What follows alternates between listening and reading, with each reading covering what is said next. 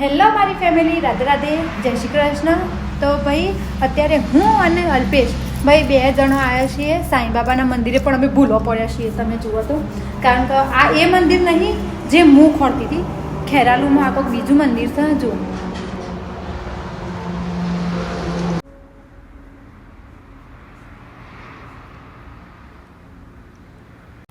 તો દર્શન વર્શન કરી લીધા છે ને. હવે પાછો હજી એક મંદિર છે સાંઈબાબાનું, ઈકણ જઈએ છીએ. ઓઈકણ જુઓ, કોઈ વધારે પૂજારીએ કોઈ નહોતું, પણ ઓઈકણ સિપાહીઓ ઊભા છે પેલા રહ્યા. તો સિપાહીઓ છે એટલે ચિંતા. અમે તો તમે જુઓ તો ભૂલો પડી ગયો. માણસ કે મંદિર જતું રહ્યું, હું કહું છું હજી અમે આવશે આવ્યું તો આવ્યું મંદિર આવ્યું હતું નહીં હોય કારણ દર્શન કર્યા. પણ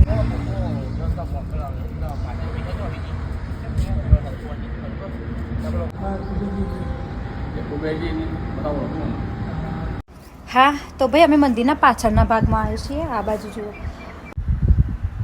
તો આ ભાઈ આ બાજુ એક નાનું મંદિર છે. જોકણ એવાના પગ રખા રાખેલા છે, એવાના માટે પંખા હોય ને એવાનું આસન એ બધું આ બાજુ રાખેલું હોય આયરા મંદિરમાં. અને આ મંદિર છે મોટું બધું.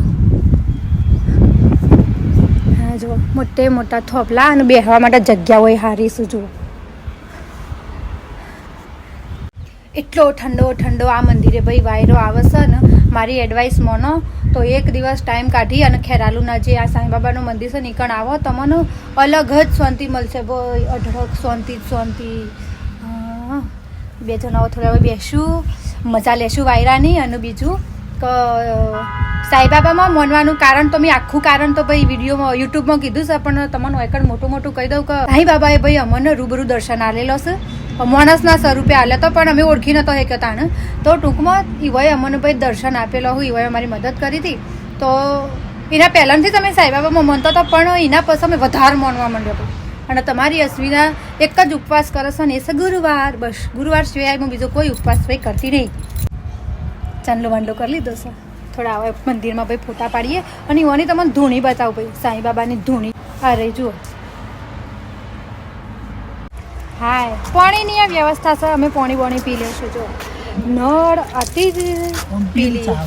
પીજો પીજો પીજો, નહીં પીવું એમ તો પીજો. પીવો